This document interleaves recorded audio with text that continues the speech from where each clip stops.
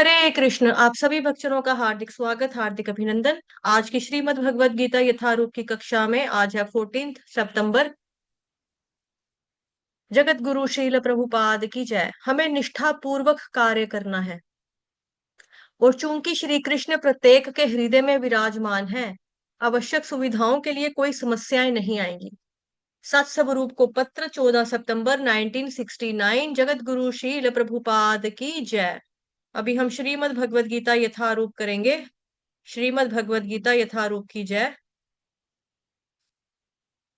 श्रीमद् भगवद गीता अध्याय 15 श्लोक संख्या 7। Srimad Bhagavad Gita as it is, chapter number 15 verse number 7। ममैवांशो जीवलोके जीवभूत सनातनः मनःषष्ठानि इन्द्रियाणि प्रकृतिस्थानि कर्षति।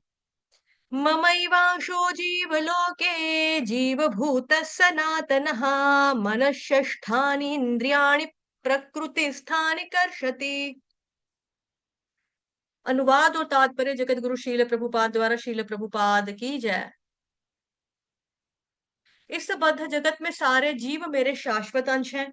बद्ध जीवन के कारण वे छह इंद्रियों से घोर संघर्ष कर रहे हैं, जिनमें मन भी सम्मिलित है। तात्पर्य जगत गुरु शील प्रभुपाद द्वारा। शील प्रभुपाद की जय। इस श्लोक में जीव का स्वरूप स्पष्ट है। जीव परमेश्वर का सनातन रूप से सूक्ष्म अंश है। ऐसा नहीं है कि बद्ध जीवन में वह एक व्यष्टित्व धारण करता है और मुक्त अवस्था में वह परमेश्वर से एकाकार हो जाता है। वह सनातन का अंश रूप है। यहाँ पर स्पष्टतः सनातन ही कहा गया है। वेद वचन के अनुसार परमेश्वर अपने आप को असंख्य रूपों में प्रकट करके विस्तार करते हैं, जिनमें से व्यक्तिगत विस्तार विष्णु तत्व कहलाते हैं और गौण विस्तार जीव कहलाते हैं।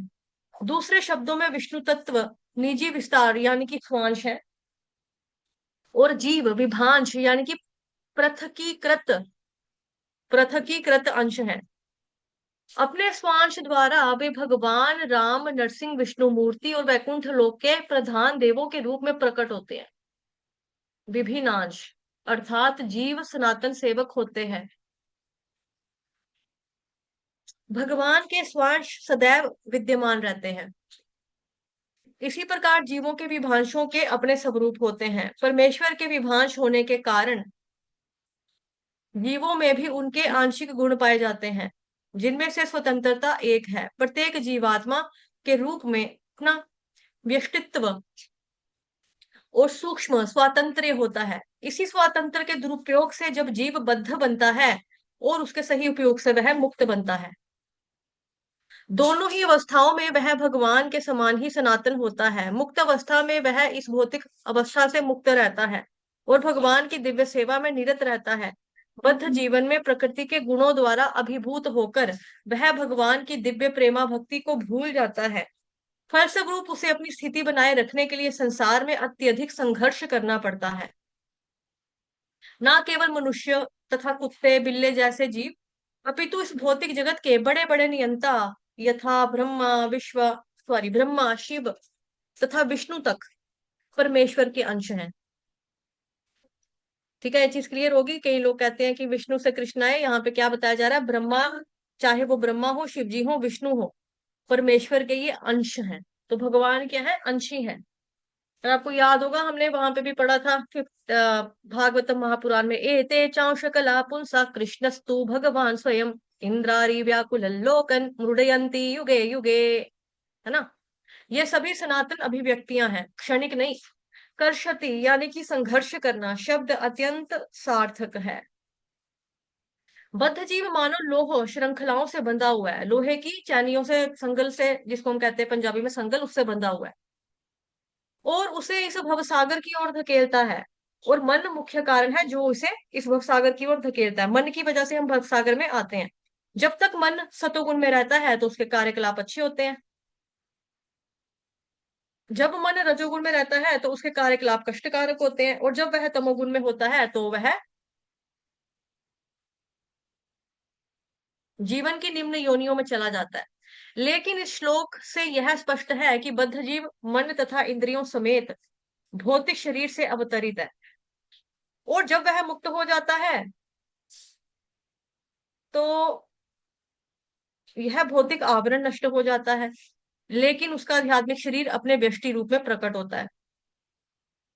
माध्या माध्यान्दी नायन श्रुति में यह सूचना प्राप्त है, स वा एष ब्रह्मनिष्ठ इदं शरीरं वर्त्यमति सृज्य ब्रह्माभिसंपद्य ब्रह्मणा पश्यति ब्रह्मणा शृणोति ब्रह्म नहीं वेदम सर्वम अनुभवति। यहाँ यह बताया गया है कि जब जीव अपने इस भौतिक शरीर को त्यागता है और आध्यात्मिक जगत में प्रवेश करता है तो उसे पुनः आध्यात्मिक शरीर प्राप्त होता है, जिससे वह भगवान का साक्षात्कार कर सकता है, यह उनसे आमने सामने बोल सकता है और सुन सकता है, तथा जिस रूप में भगवान है उन्हें समझ सकता है। स्मृति से भी यह ज्ञात होता है, बसंती यत्र पुरुषा सर्वे वैकुंठ मूर्तयः। वैकुंठ में सारे जीव भगवान जैसे शरीरों में रहते हैं। जहां तक शरीर बनावट का प्रश्न है, अंश रूप जीवों तथा विष्णु मूर्ति के विस्तारों यानी अंशों में कोई अंतर नहीं होता। दूसरे शब्दों में भगवान की कृपा से मुक्त होने पर जीव को आध्यात्मिक शरीर प्राप्त होता है। ममैवांश शब्द भी अत्यंत सार्थक है, जिसका अर्थ है भगवान के अंश। भगवान का अंश ऐसा नहीं होता जैसे किसी पदार्थ का टूटा खंड यानी कि अंश। हम दूसरे अध्याय में देख चुके हैं कि आत्मा के खंड कभी नहीं किए जा सकते। हम द्वितीय अध्याय में देख चुके हैं कि आत्मा के खंड कभी नहीं किए जा सकते। इस खंड की भौतिक दृष्टि से अनुभूति नहीं हो पाती। यह पदार्थ की भांति नहीं है जिसे चाहो तो कितना ही खंड खंड कर दो और पुनः उसे जोड़ दो। ऐसी विचारधारा यहाँ पे लागू नहीं होती। जैसे बूंदी का लड्डू होता है ना, लड्डू लड्डू को एक एक बूंदी करके निकालते जाओ, बूंदी बूंदी बूंदी बूंदी बूंदी माइनस होगी सारी, उसके बाद वापस लड्डू बना लो। वैसा नहीं है यहाँ पर। जिससे चाहो पहले कितने ही खंड कर दो फिर पुनः उसको जोड़ दो। ऐसी विचारधारा यहाँ पे लागू नहीं होती। ये विचारधारा मायावादियों की है, हमारी नहीं है। निराकारवादियों की है, ये मायावादियों की छाया है, उनकी, हमारी नहीं है। क्योंकि संस्कृत के सनातन शब्द का यहाँ पर प्रयोग हुआ है। सनातन का मतलब क्या होता है? जो है, जो था, जो रहेगा, जो शुरू से था, जो कभी खत्म ही नहीं होगा। द्वितीय अध्याय के प्रथम में यह भी कहा गया है कि प्रत्येक व्यक्ति के शरीर में भगवान का अंश विद्यमान है। देहिनोऽस्मिन् यथा देहे कौमारम यौवनम जरा, पढ़ा था ना। वह अंश शारीरिक बंधन से मुक्त हो जाता है तो आध्यात्मिक आकाश में, वैकुंठ लोक में अपना आदि आध्यात्मिक शरीर प्राप्त कर लेता है, जिससे वह भगवान की संगति का लाभ उठाता है। किंतु ऐसा समझा जाता है कि जीव भगवान का अंश होने के कारण गुणात्मक दृष्टि से भगवान के ही समान है। जिस प्रकार स्वर्ण के अंश भी स्वर्ण होते हैं, सोने का टुकड़ा भी सोना ही कहलाएगा ना। सोना मतलब गोल्ड। सोने का टुकड़ा जो है वो भी क्या कहलाएगा? वो भी सोना ही कहलाएगा। चलिए, आप लोग फटाफट अपना कैमरा ऑन कर लो ताकि आपकी अटेंडेंस जो है लगा सकें। ठीक। हरे कृष्णा, फटाफट कैमरा ऑन कर लीजिए। अनिल अग्रवाल प्रभु जी, निधि गर्ग भाव्या प्रभु जी, बी एल गौतम, मीनाक्षी गर्ग, सौम्या रानी, सुरुचि सिंह, बीके, गीता, विजय सरकार, गीतांजलि उल्लासनी माता जी, नीतू चौहान माता जी, फिर है उसके बाद गीतांजलि। ठीक है। और भी जिनके नाम नहीं लिए हैं वो लोग भी अपना अपना कैम ऑन कर लो। चलो, ममैवांशो जीवलोके जीवभूत सनातनः मनःषष्ठानि इंद्रियाणि प्रकृतिस्थानि कर्षति। इस बद्ध जीव में सारे जीव, इस बद्ध जगत में मेरे सारे जीव जो हैं वो क्या है? इस बद्ध जगत में सारे जीव मेरे शाश्वत अंश हैं। बद्ध जीवन के कारण वो छह इंद्रियों से घोर संघर्ष कर रहे हैं। इंद्रियां तो पांच होती हैं, यहाँ पे छह क्यों बता रहे हैं? क्योंकि मन भी सम्मिलित है। ठीक है, पांच आपकी इंद्रियां होगी तो मन क्या होगी? छठी इंद्रिय होगी मन। अब यहाँ भगवान बता रहे हैं कि जो मेरे शाश्वत धाम में पहुंच जाता है, जो हमने कल पढ़ा था। कल हमने क्या पढ़ा था? कि भगवान जी का शाश्वत धाम, न तद्भासयते सूर्यो न शशांको न पावकः यद् गत्वा न निवर्तन्ते तद्धाम परमं मम। भगवान का शाश्वत धाम। अब भगवान बता रहे हैं कि जो मेरे शाश्वत धाम में पहुंच जाता है वो कभी जहां वहां से वापस नहीं आता। लेकिन वो कौन लोग हैं जो संसार में फंसे हुए हैं? कौन लोग हैं जो संघर्ष कर रहे हैं? तो उन विचारों के बारे में भगवान आज बता रहे हैं कि वो क्यों फंसे हुए हैं और उनका फाइनली कनेक्शन है क्या है मेरे साथ, ये बता रहे हैं भगवान इस श्लोक के अंदर। तो ये इंपॉर्टेंट और अच्छी बात बोली भगवान ने कि मेरे शाश्वत अंश हैं। भगवान कह रहे हैं मेरे अंश है, शाश्वत का मतलब परमानेंट, परमानेंट अंश है मेरे, शाश्वत अंश। तो भगवान, इसका क्या मतलब हुआ, भगवान कृष्ण जो है वो अंशी हैं और हम हो गए उनके अंश। मतलब हम आ रहे हैं तो कृष्ण से आ रहे हैं। ये हमारा फैमिली कनेक्शन भगवान कृष्ण यहाँ पर क्लियर कर रहे हैं कि हम क्या लगते हैं उनके। लेकिन साथ ही ये भी है कि अंश और अंशी दो अलग अलग चीजें हैं। हम इनसे यानी कि कृष्ण भगवान जी से ही निकले, फिर भी हम अलग हैं। जैसे सूरज की किरणें सूरज से अलग होती हैं, लेकिन आती कहाँ से हैं, सूरज से आती हैं। अगर सूरज की किरणें हमारे कमरे के अंदर आ जाए तो हम ये नहीं बोलते हमारे कमरे में सूरज घुस गया। अगर सूरज घुस जाएगा हमारा तो घर में आग ही लग जाएगी। कमरा तो छोड़ो, पूरे घर में ही आग लग जाएगी, आने साथ चिपके हुए जो दूसरों के घर होंगे उनके घर भी आग लग जाएगी, पूरी बिल्डिंग में आग लग जाएगी अगर ऐसा हो गया तो। लेकिन ऐसा नहीं होता, सूरज अलग है, सूरज की किरणें अलग हैं। लेकिन आती कहाँ से हैं किरणें, सूरज की किरणें सूरज से आती हैं। तो हम ये नहीं बोलते ना हमारे कमरे में घुस गया सूरज, हम बोलते हैं सूरज की किरणें आ गई हैं, सूरज की सनरेज आ रही हैं, सनलाइट आ रही है, सनरेज आ रही है, हम ऐसे कहते हैं इंग्लिश में भी। तो मतलब सूरज और सूरज की किरणों में भी अंतर है। पर सूरज की किरणें किसका शाश्वत अंश है, सूरज का अंश है। उसी प्रकार से हम जीवात्माएं भी कृष्ण के शाश्वत अंश हैं। लेकिन किस प्रकार के अंश हैं, तो जैसे कि यहाँ पे लड्डू का एग्जाम्पल दिया मैंने आपको पहले भी कि किसी चीज को पहले खंड खंड खंड खंड कर लो, उसके बाद उसको जोड़ दो तो वो चीज नहीं होती। तो जैसे एक लड्डू होता है, लड्डू से अगर अंश को अलग करें, एक बूंदी अलग की, दूसरी बूंदी अलग की, तीसरी बूंदी अलग की, चौथी बूंदी अलग की, बूंदी बूंदी बूंदी बूंदी बूंदी बूंदी बूंदी अलग अलग अलग अलग अलग अलग करके लड्डू गायब। तो हम सब कौन हो गए, है ना, वी आर सैंपल गॉड्स, छोटे छोटे भगवान। पहले हम एक साथ एक लड्डू के रूप में थे, फिर बूंदी अलग होगी, बूंदी बूंदी बूंदी बूंदी बूंदी बूंदी, अब हर एक बूंदी बोले हाँ हम उस शाश्वत के अंश हैं। पहले हम एक थे, आओ सब मिलकर वापस से एक लड्डू हो जाते हैं। क्या सच में ऐसा है, ऐसा नहीं है, ऐसा नहीं है, ऐसा बिल्कुल भी नहीं होता। हम भगवान के अंश हैं, लेकिन किस तरह से, हम भगवान की तटस्थ शक्ति के अंश हैं। क्योंकि शक्ति शक्तिमान में भेद भी है और अभेद भी है।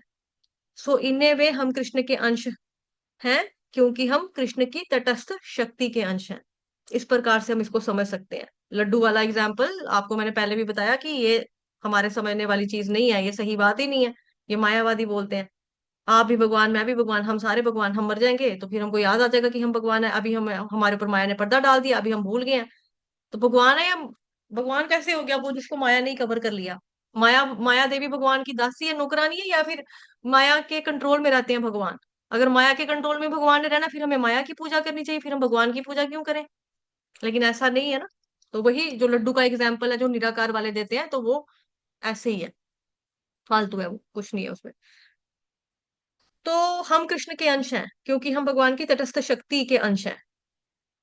और प्रभुपाद जी इसको समझाने के लिए कई सारे एग्जाम्पल्स देते हैं। जैसे प्रभुपाद जी गाय का एग्जाम्पल देते थे कि गाय से जो दूध निकलता है वो भी गाय का अंश है, लेकिन फिर भी दूध गाय से अलग है। हम ये नहीं कह सकते भैया 1 गिलास या 1 लीटर गाय दे दो, क्योंकि गाय गाय भी तो दूध ही है। तो हमको 1 लीटर गऊ दे दो, 1 लीटर हमको गाय दे दो, गिलास दे दो, एक गाय का गिलास दे दो, ऐसा नहीं होता ना। क्योंकि गाय से जो आया वो भी गाय है, नहीं, गाय से जो आया वो गाय का अंश है, लेकिन गाय के तत्व से अलग है, और वो वास्तव में दूध है। इस तरह प्रभुपाद जी एग्जाम्पल दिया करते थे। अगर कोई वृक्ष है, वृक्ष से मानो कि एप्पल का पेड़ है, या मानो क्या बोलेंगे मैंगो का पेड़ है। अब जो पेड़ से सेब निकला या केला निकला, संतरा निकला, जो भी निकला वो क्या हो गया, वो आया तो सब केले मतलब पेड़ से ही आया, वृक्ष से ही आया। लेकिन फिर भी वृक्ष वृक्ष ही रहता है, पेड़ पेड़ ही रहता है, पेड़ कुछ और नहीं बन जाता कि यार मैंने फ्रूट दे दिया इनको खाने के लिए, अब मैं कहाँ बचूंगा, अब मैं मर जाऊंगा। इन्होंने मेरा, मैं मैंगो का पेड़ हूँ, मैंने इनको 15 साल मैंगो खिलाया, अब बस अब मैं क्या करूं, या एक ही सीजन में मेरा काम था मैंगो दे दिए इनको निकाल के, अब मैं मर जाता हूँ, अब मैं क्या करूं। क्या कभी ऐसा होता है ना। पेड़ पेड़ ही रहता है, पेड़ फल देने के बाद फल नहीं बन जाता खुद, पेड़ पेड़ ही बना रहता है, फ्रूट फ्रूट उसमें से निकलते रहते हैं हर साल, है ना। कोई कोई पेड़ साल में 2 2 बार भी दे देता है। केले का जैसे पेड़ होता है, केले का पेड़ में से 3 बार मैक्स हमें केले मिल खाने को मिल जाते हैं। तो ये तो नहीं है एक बारी मैंने केले निकाल दिया मैं मर गया, अब मैं खत्म, या अब मैं केले का पेड़ गया, अब मैं खुद केला बन गया। ऐसा थोड़ा होता है। पेड़ पेड़ रहता है, फल फल रहता है। ठीक है। वृक्ष हमेशा वृक्ष ही रहता है और पूर्ण रहता है, पूरा रहता है। उसी प्रकार से भगवान से भी कितनी सैकड़ों करोड़ों जीवात्माएं निकल जाती हैं, कि उनके तटस्थ शक्ति के विस्तार या तटस्थ शक्ति की चिंगारियों के रूप में, तटस्थ शक्ति की स्फूलिंग के रूप में, लेकिन फिर भी भगवान हमेशा पूर्ण रहते हैं। गाय में से सैकड़ों लीटर दूध निकल जाए, पर फिर भी गाय जो होती है वो पूर्ण ही रहती है। उसी प्रकार से भगवान से सैकड़ों अनगिनत जीवात्माएं निकल जाती हैं। देर इज नो लिमिट, अनंत जीवात्माएं निकलती हैं भगवान से, अनंत जीवात्माएं निकली हैं। कोई लिमिट ही नहीं है, अनंत है। तो अनंत जीवात्माएं निकलने के बावजूद भी भगवान पूर्ण रहते हैं। ठीक है। ओम पूर्णमद पूर्णमिदम पूर्णात् पूर्णमुदच्यते पूर्णस्य पूर्ण, है ना वो श्लोक, आप लोगों ने लर्न किया। कौन गाएगा? कौन गाएगा? मैं अपना हैंड डाउन कर देती हूँ। नहीं लो, माता जी गाएगी। गाओ माता जी, गाओ। हरे कृष्णा माता जी, दंडवत हरे प्रणाम। कृष्ण माता जी, पंचांग प्रणाम। ओम पूर्णमदः पूर्णमिदं पूर्णात् पूर्णमुदच्यते पूर्णात् पूर्णमादाय पूर्णमेवावशिष्यते। हरे कृष्ण। हरे कृष्ण माता जी। भावे प्रभु जी आप गाओ। जय माता जी। ओम पूर्णमदः पूर्णमिदं पूर्णात् पूर्णमुदच्यते पूर्णस्य पूर्णमादाय पूर्णमेवावशिष्यते। हम्म।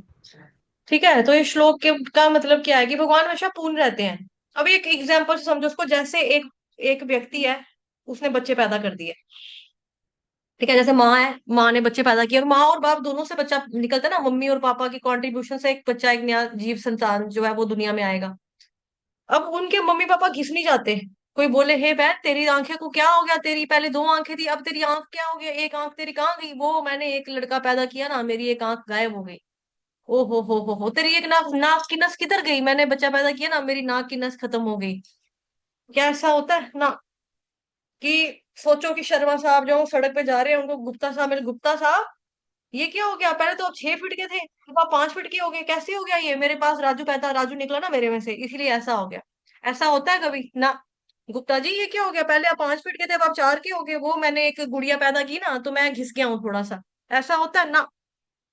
चाहे शर्मा साहब हो, चाहे गुप्ता साहब हो, चाहे वर्मा साहब हो, चाहे कपूर साहब हो, वो साहब पूरा बना रहता है। मम्मी भी बनी रहती है, पापा भी बने रहते हैं, घिस नहीं जाते, 6 फीट से कम नहीं हो जाता कोई।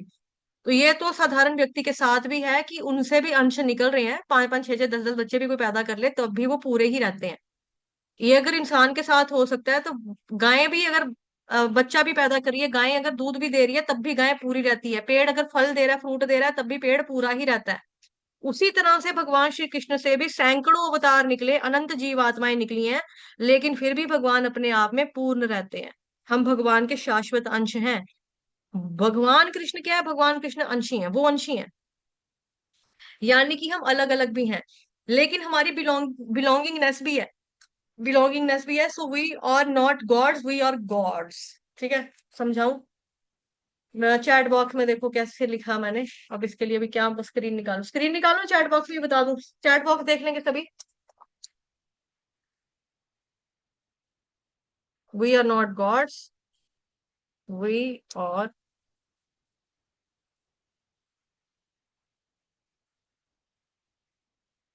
गॉड्स। देखो मैंने इसको किस तरह से लिखा है, इसको देख लो। जिस तरह से मैंने लिख दिया यहाँ पे, we are not gods, we are gods. हम भगवान नहीं हैं, हम भगवान के हैं। GODS में दूसरे वाले GODS में क्या लगा दिया, पोस्ट ऑफिस एस लगा दिया, तो मतलब हम भगवान के हैं, है ना, हम भगवान के हैं। यानी हम भगवान नहीं है, लेकिन हम भगवान के हैं। बट अगर हम भगवान के हैं, तो फिर हम इस संसार से निकल क्यों नहीं रहे हैं? चलो चलो गोलोक वृंदावन धाम चलते हैं, छलांग मारो यहाँ से, कहाँ फंसाया है हमको? उसके लिए यहाँ पे बताया जा रहा है, मनष्ठानी इंद्रियाणि प्रकृति स्थानी कर्षति। बद्ध जीवन के कार्य, बद्ध जीवन के कार्य क्या है? वो छहों इंद्रियों से घोर संघर्ष कर रहे हैं, जिसमें मन भी सम्मिलित है, जिसमें मन भी जो है वो भी सम्मिलित है, इसलिए। हम नहीं निकल पा रहे हैं। ठीक है, बद्ध जीवन के कारण मनुष्य क्या है, इन छह की छह इंद्रियों से घोर संघर्ष करता है, जिसमें मन भी इंक्लूडेड है, मन भी सम्मिलित है, मन भी शामिल है। विशेष रूप से मन को अलग से बताया गया यहाँ पर, क्योंकि देखो इंद्रियों में सबसे अधिक शक्तिशाली कौन है? मन है। मन के साथ बड़ा संघर्ष है। अगर आपका मन एक बार सेट हो जाए ना, आध्यात्मिक जीवन आपका स्मूथ हो जाता है। और किसी का मन अगर उथल पुथल से भरा हुआ है, तो आध्यात्मिक जीवन में भी फिर उथल पुथल हो जाती है। इसीलिए सारा खेल किसका है? मन का है। साथ ही में मन अकेला नहीं है, इसकी फौज भी है। फौज कौन है इसकी? इंद्रियां। इंद्रियां इसकी कौन है? फौज, सेना, सेना कह लो। सेना, चलो ये काम करो, जो हुक्म मेरे आका, जो हुक्म मेरे मालिक। फिर ये ऐसे बोलती है इंद्रियां बाकी। जैसे देखो भगवान, ये इंद्र मन जो है ना, मन सबसे ज्यादा, मन इनका बॉस है। मन सर्वश्रेष्ठ इंद्रिय जो बोली है वो मन को बोला है। जैसे भगवान ने 11वां अध्याय जो था विभूति योग, उसमें भी भगवान ने बताया था कि इंद्रियों में मैं मन हूँ। इंद्रियों में मैं मन हूं, तो मन शक्तिशाली है सबसे। इसीलिए बताया जा रहा है यहाँ पर, मन षष्ठानि इंद्रियाणि प्रकृति स्थानि कर्षति। प्रकृति से बना हुआ जो मन है, ये है बंधन का कारण। क्योंकि इसकी फैक्ट्री कौन कौन सी है? प्रकृति स्थानि कर्षति। तो इसीलिए हम लोग क्या कर रहे हैं? हम लोग कर्षति यानी कि संघर्ष कर रहे हैं। क्योंकि जिससे हम घिरे हुए हैं, जिससे हम बहुत ज्यादा प्रभावित हैं, वो हमारा ही, हमारा मतलब है ही नहीं वो फॉरेन नेचर का है। जैसे मैंने आपको पहले भी एग्जांपल दी थी कि मछली जल की रानी है, जीवन उसका पानी है, हाथ लगाओ डर जाएगी, बाहर निकालो मर जाएगी। अब मछली का कहाँ रहती है? मछली पानी के अंदर रहती है। हम मछली को बोले बाहर आ जा, बाहर आके हम उसको जमीन के ऊपर छोड़ दें, मछली तेरे को मजा आ रहा है, तू मेरे पास आ गई, मैं तेरे को रोज रोटी खिलाती थी ना पानी में, आज तू मेरे पास आ गई फाइनली, देख मैं जहां मैं रहती हूँ वहां तुझे मैंने लाके छोड़ा, तो खुश है ना मछली? कहेगी नहीं, मैं तड़प रही हूँ पानी के बिना, मेरे को पानी में फेंक वापस, मैंने क्या करना है तेरे पास, मुझे वापस फेंक। पानी अगर मेरे से प्यार है, मुझे पानी में डाल, वहीं पे रोटी खिला, वहीं पे दाना डाल मेरे को आके, है ना, वहीं पे मुझे खाना दो, वहीं पे फीड करो मेरे को। जमीन क्या है मछली के लिए? फॉरेन नेचर है, फॉरेन कंट्री है। जमीन मछली के लिए फॉरेन कंट्री होगी। तो ये हो गया, मतलब हमारे लिए भी फॉरेन है ये, हमें भी दिक्कत होगी, ये हमारी चीज नहीं है। इसलिए संसारिक मन, संसारिक इंद्रियां, क्योंकि उन्हीं में हम सुख ढूंढ रहे हैं, उनसे सुख भोगते हैं। इसकी वजह से व्यक्ति जो है बहुत संघर्ष करता है इस जगत के अंदर।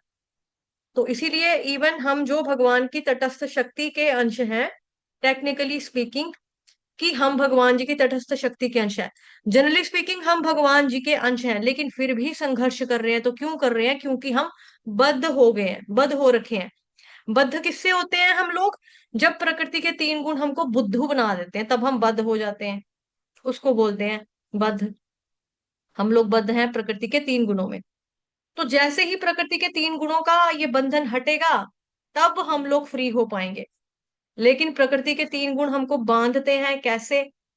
कैसे हैं हमें, है ना, विषय वस्तुओं से बांधते हैं। इंद्रियों के जो विषय वस्तु हैं और मन के जो विषय वस्तु हैं, उनसे हमको बांधते हैं।